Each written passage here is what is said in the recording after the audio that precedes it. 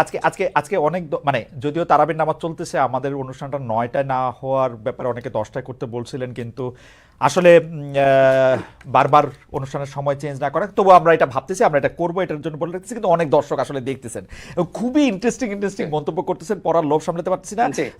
এখন পড়াটা ঠিকও হবে কিনা এটা বুঝতে পারতেছি না, যাই হোক একটু পড়েই ফেলি।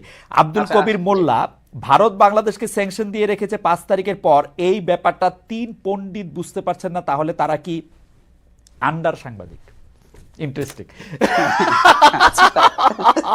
আমি সাংবাদিক না। However,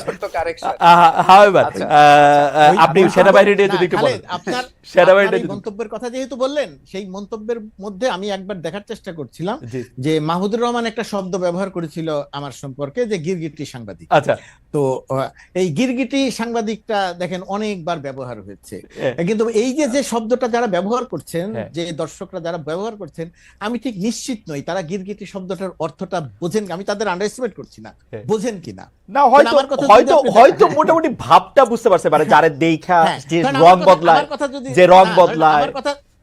আমার কথা যদি আপনি দেখেন, দেন কোন দর্শকের পক্ষে এটা বোঝা খুব কঠিন। আমার রং যে আমি বদলেছি এইটা ভাবার কোনো কারণ নাই, আমি কোনো রং বদলাই নাই। উল্টো মাহমুদুর রহমান লিখেছিলেন, মাহমুদুর রহমান 2007-8 সালের সময়, যে সময় তিনি ওই বিনিয়োগ বোর্ডের চেয়ারম্যান ছিলেন, যে সময় তিনি উপদেষ্টা বা মন্ত্রী প্রতিমন্ত্রী ছিলেন, তখন তিনি ছিলেন ভারতের আর টাটার সবচেয়ে কাছের লোক, আর এখন তিনি সবচেয়ে বড় ভারত বিরোধী। তো রং যদি বদলায় সেটা তো মাহমুদুর রহমান না, সেটা তো রং বদলাই না। সেটা তো আসলে একটা বিখ্যাত সেইং আছে পলিটিক্যাল সায়েন্সের ক্ষেত্রে, আমরা সেনাপ্রধানের কাছে, সেটার মধ্যে ঘটনা হতেছে যে এইটা শেরেবাংলাকে ফজলুল হককেও যখন জিজ্ঞাসা করা হলো যে পৃথক ভোটের বদলে আপনি আবার এখন একক ভোটের কথা বলতেছেন, কয়দিন আগে পৃথক ভোটের কথা বলছিলেন, এখন আবার একক ভোটের কথা বলছিলেন, তখন তিনি বলছিলেন যে ঈসার দিনে ঈসা, মুসার দিনে মুসা, এটা বলা যায়, এতে কোনো অসুবিধা নাই।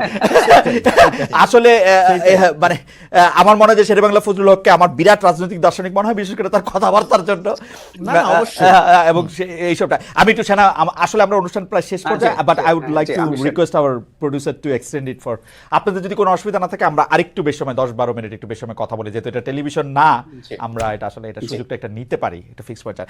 আমি এই প্রসঙ্গে অবশ্য মুর্তজা ভাইয়ের কথা একটু শুনবো। ডক্টর জায়েদ রহমান, আপনি যদি একটু বলতেন যে সেনা প্রধান এবং সরকার প্রধান দুজনকে খুব যুযুদান মনে হচ্ছে কিনা? আমার কাছে মনে হচ্ছে, আমি প্রথম কথা হচ্ছে আমি সেনাপ্রধানের যে বক্তব্যটা খুব মন দিয়ে দেখার চেষ্টা করেছি, আমি শোনার বলছি না, দেখার। এটা কমিউনিকেশনে বলে, আপনি একটা মানুষের 100% কমিউনিকেশন পেতে হলে উনি শুধু কি বলছেন তা না, উনি কি ভঙ্গিতে বলছেন, তার বডি ল্যাঙ্গুয়েজ, তার ফেশিয়াল এক্সপ্রেশন, সবকিছু দেখতে হয়। আমি দেখেছি, তার মধ্যে ক্ষোভ ছিল, মনে হয়েছে বিরক্তি ছিল, কারণ উনি এবার বিরক্তি ভাষায়ও প্রকাশ করে ফেলেছেন যে তাদেরকে বা সেনাবাহিনীকে আক্রমণের বিষয় করা হচ্ছে বা বিভিন্ন জায়গায় কাদা ছোঁড়াছুড়ি, এবং উনি কয়েকবার এক দফায় রাজনৈতিক দল বা গ্রুপগুলোকে আপনারা বলছেন এবং আরেক জায়গায় সরকারকেও আপনারা বলছেন। বিশেষ করে সরকার যখন এই অপরাধগুলো তদন্ত এবং বিচারের কথা বলছেন, মানে, এবং ওনার বক্তব্যের ধরনে, মানে উনি একটা ডিফারেন্ট এন্টিটি। এবং এটা শুধু এখন না, আমি একটু পেছনেও যদি যাই, প্রথম যখন রয়টার্সকে তিনি ইন্টারভিউ দেন, তখন তিনি বলেছেন, যেটা উনি এখানে রেফার করেছেন, উনি বলছেন আমি 18 মাসের মধ্যে নির্বাচনের জন্য সরকারকে সাহায্য করছি। দ্যাটস ভেরি ইন্টারেস্টিং, এই কোটটা, তাই না? আমাদের একটা সেনাপ্রধান আদতে উনি সরকার থেকে আলাদা করতে পারছেন, উনি অধীন।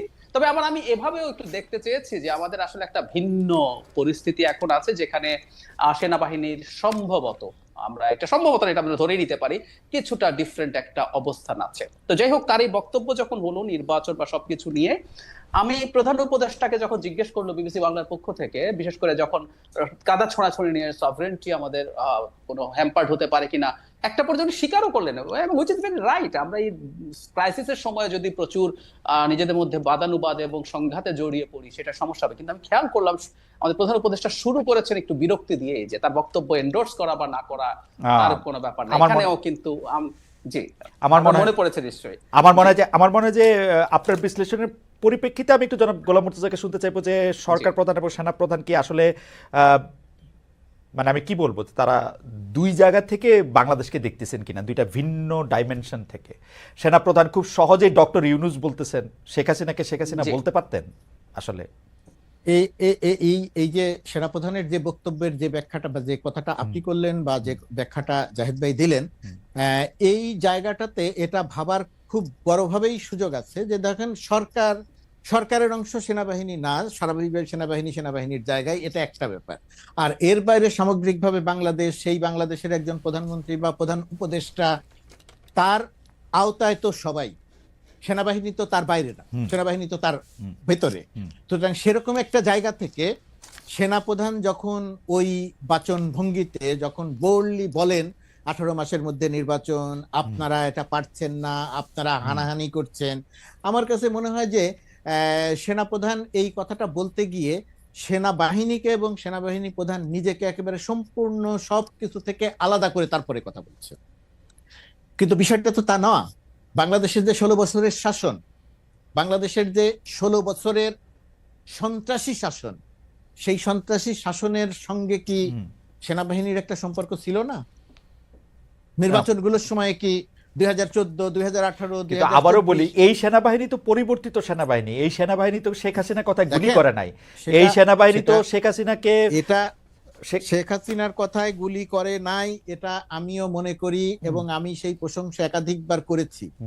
একই সঙ্গে এটাও আমাদের মনে রাখতে হবে যে সেনাবাহিনী যখন মাঠে নামে প্রথম একদিন দুই দিন, কমপক্ষে একদিন সেনাবাহিনীও গুলি করেছে, সেনাবাহিনীর গুলিতেও মানুষ মারা গেছে সংখ্যায় কম। তারপরে গিয়ে সেনাবাহিনী গুলি করে নাই, এর জন্য সেনাবাহিনী প্রশংসিত হয়েছে। আপনি দেখবেন ছাত্র জনতা রাস্তায় নেমেছে, সেনাবাহিনীকে নিয়ে উল্লাস করেছে। এখন এই উল্লাসের পাশে সেনাপ্রধান এই কথা বলার পরে এবং জাতিসংঘের মানবাধিকার হাই কমিশনার যখন কথা বললেন যে আমরা সেনাবাহিনীকে বলেছিলাম যদি এখানে শক্তি প্রয়োগ করতে আসা হয় তাহলে আর শান্তি মিশনে নিয়োগ পাবে কি পাবে না, এরকম একটা বক্তব্য যখন আসলো, আপনার কাছে মনে হয় না যে ভলকার টুর্ক আসলে এই কথাটা যখন বলেছেন তখন তিনি আসলে সত্য গ্রাউন্ডটা দেখেছেন কিনা? বাংলাদেশ যদি এখন বলে আমরা শান্তিরক্ষা মিশনের ট্রুপ পাঠাবো না, বিপদে শান্তিরক্ষা মিশন পড়বে, পৃথিবীর খুব কম দেশই ওরকম একটা কঠিন অ্যাসাইনমেন্টে তাদের সোলজারে পাঠায় এবং এত বেশি বেতনও কিন্তু দেয় না। মুর্তজা ভাই, এত বেশি বেতনও কিন্তু দেয় না। এটার খালেদ, এটার দুইটা দিক আছে। বাংলাদেশ ছাড়া, বাংলাদেশ যে পরিমাণ যে সংখ্যায় শান্তি মিশনে যায়, এখন পর্যন্ত জাতিসংঘের কাছে এর কোনো বিকল্প নাই। বাংলাদেশ না গেলে নিঃসন্দেহে বিপদে পড়বে, নাই বিপদে, একটা দিক। আর একটা দিক হচ্ছে এই শান্তি মিশনে যাওয়ার ক্ষেত্রে একেবারে সিপাহী থেকে শুরু করে উপর পর্যন্ত যেভাবে আছে, এবং আপনি যেটা বলছেন যে অনেক টাকা দেয় না, সামগ্রিকভাবে যে বেতন, যে সুযোগ সুবিধা, তার চেয়ে অনেক বেশি টাকা পাওয়া যায়, জীবনের ঝুঁকি নিয়ে মানুষ সেখানে যায়।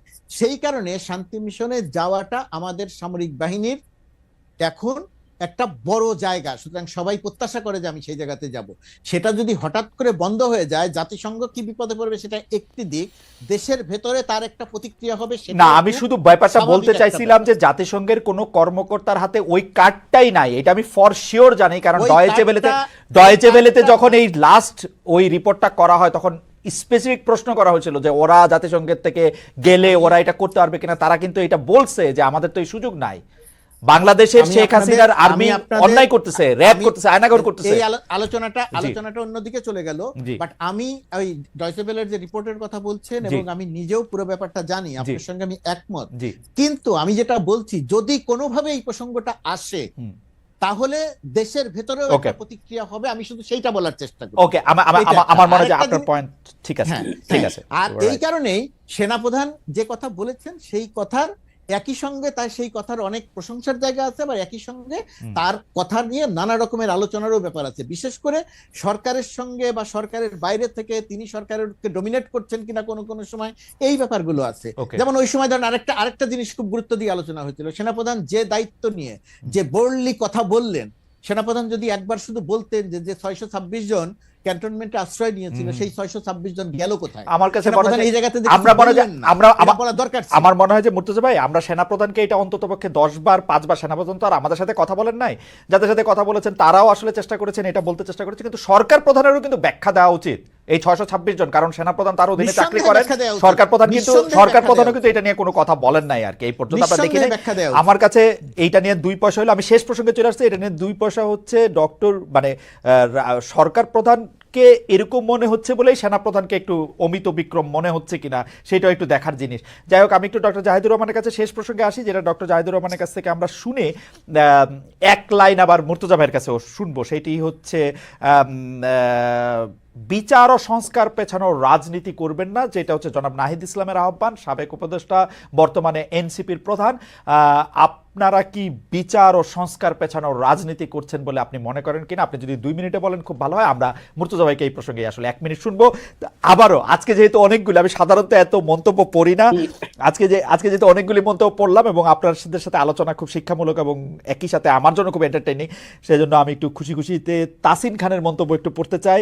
উনি বলছেন, কি সুন্দর আনন্দ আড্ডা হচ্ছে, হাহা হিহি, আর আমরা গরিবরা সন্ধ্যার পর বের হবো কিনা ভাবতে ভাবতে 10টা বেজে যাচ্ছে। এই হাহা হিহি মানে আমারে পাছে সহজে বোঝো, তাই তো এত লীলার ছল, বাহিরে যার হাসির ছটা, ভিতরে তার চোখের জল। যাযাবর লিখেছিলেন ওই ইয়েটার মধ্যে। যাই হোক, আমরা একটু ডক্টর জাহিদুর রহমানের কাছে যাই। আমি হাসি নিয়ে একটা কথা একটু বলি, সেটা হচ্ছে আমরা অনেক সুখে আছি সবাই তা না, তবে একটা কথা সত্য, মানে এখন অনেকে মন্তব্য করছেন, আমি এভাবে বলার জন্য দুঃখিত। দীর্ঘ একটা ট্র্যাক রেকর্ড আমাদের তো আছে। আমি 11 সাল থেকে স্মরণ করতে পারি যখন সংবিধান সংশোধন করেছে বাংলাদেশের থেকে আমরা ফাইট করার চেষ্টা করেছি, প্রতি মুহূর্ত টেনশনে ছিল। সো এখন না, আমি অনেককে ফান করে বলতে শুনি, কিন্তু ফান না, আমাদের কোনো কষ্ট যদি আসে, যদি চিন্তা করি আপা নাই, আপা পালিয়েছেন, এটা ইটসেলফ একটা অসাধারণ আনন্দের ব্যাপার। না, শুধু টেনশন না জাহেদ, মুর্তজা ভাইয়ের মনে থাকবে, টেনশনের পাশাপাশি আছে গ্লানি, পচানো, সর্বোচ্চ পর্যায় থেকে এরকম করে কথা বলা, পেঁচিয়ে আমাদের প্রশ্ন করেন, সাধারণ প্রশ্নকেও, মানে অসম্ভব গ্লানি। কিন্তু যাই হোক, একদম তাই। হ্যাঁ, আমি এখন ওই যেটা বলছিলাম তাদের রাজনীতির ব্যাপারে, হ্যাঁ, মানে দুটো ব্যাপার, সেটা হলো সংস্কার, বিচার।